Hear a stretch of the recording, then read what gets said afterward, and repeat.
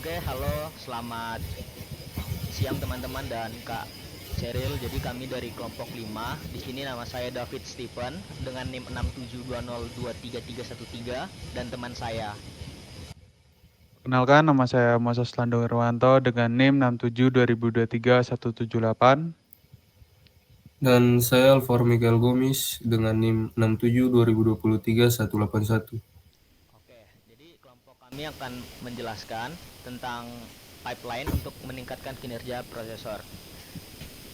Jadi presentasi ini tuh akan menjelaskan konsep pipeline dalam arsitektur komputer. Jadi kita akan membahas cara kerjanya, manfaat dan tantangan yang terkait. Juga kita akan melihat hubungan pipeline dengan RISC dan MIPS. Next.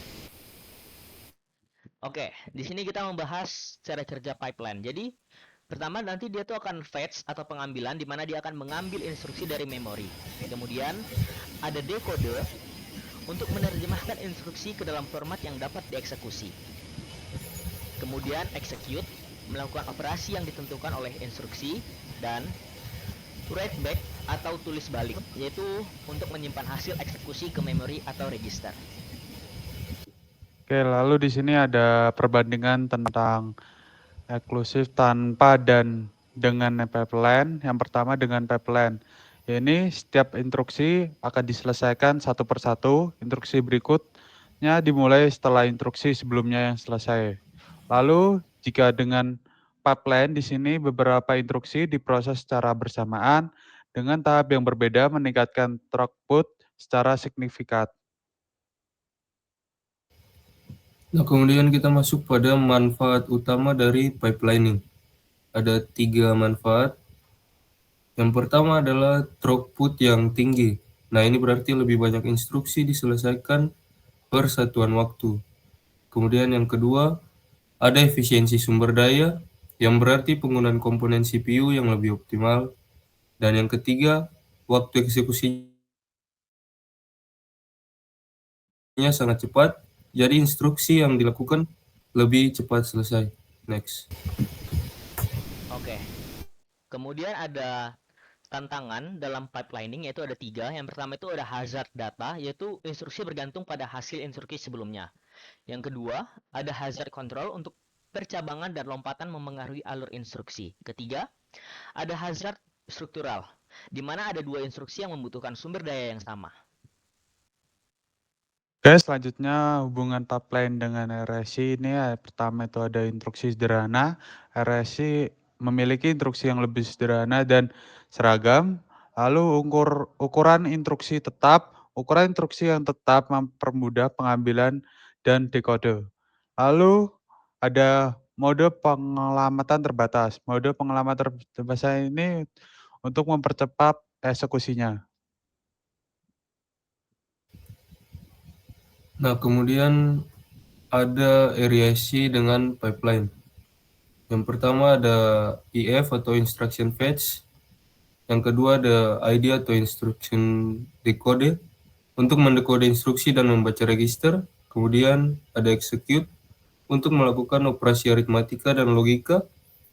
Lalu yang keempat ada memory access, yaitu mengakses memori untuk membaca atau menulis data.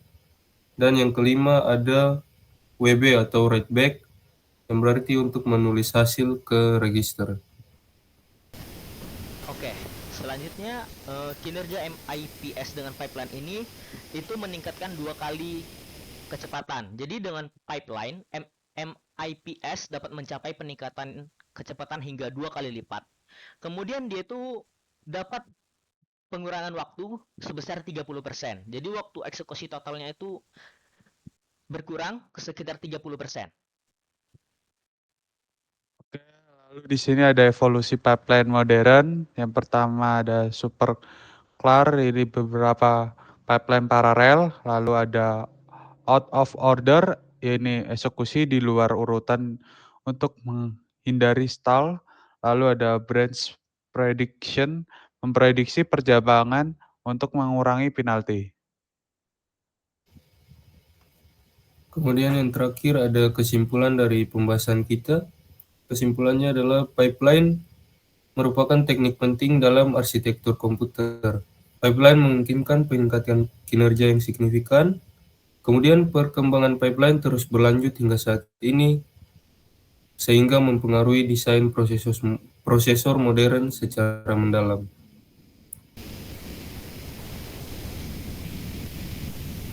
Oke, boleh ditutup Alvaro.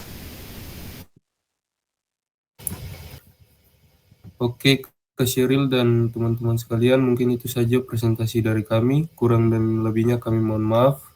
Sekian dan terima kasih. Terima kasih Kak Sheryl. Selamat siang Kak. Terima kasih Kak.